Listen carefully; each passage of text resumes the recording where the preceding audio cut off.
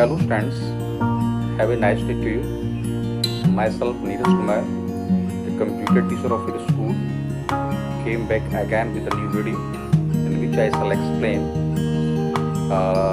the one important topic of the chapter 1, unit 3 and for class 10. Friends, as in the last video, we learned the definition and the function of an operating system. And in order to describing about an operating system, we learned how important is an operating system for the existence of our computer. Even we said that the operating system, the sole part of the computer. But now in this video, I am going to explain the internal structure of the operating system. As the operating system includes the different components that perform different tasks in our computer. So let us learn about that components of an operating system. So the first component is kernel. Friends, as you know, kernel is the essential part and essential center of an operating system. It is the core that provides basic services for all other parts of the operating system.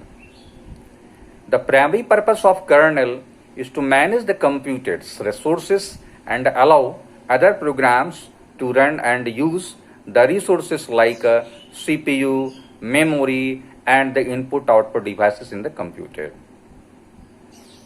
It basically does the two major functions, that is memory management and second one the device management.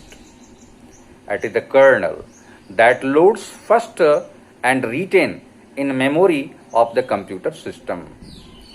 Kernel takes the responsibility of managing the memory, tasks, disk and process. Second one is the API. API stands for Application Programming Interface. This is the second layer of operating system after the kernel that defines interaction between multiple software intermediaries. It specifies how software components interact when programming GUI components. It allows application to communicate with one another. An API can specify the interface between an application and the operating system. APIs are available for all kinds of different operating systems such as Windows or mobile operating system. So third one is a file system. File system is the third layer of an operating system that enables to manage all files and folders created in the computer system. It is the method and data structure that an operating system uses to keep track of files organized on the disk.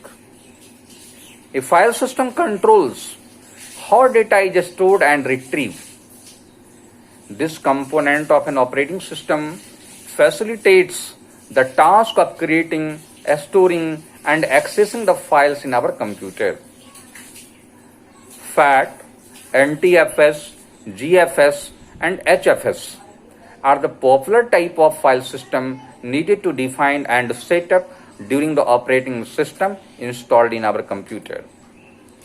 Windows operating system generally uses NTFS file system. Fourth one component of an operating system is a device driver.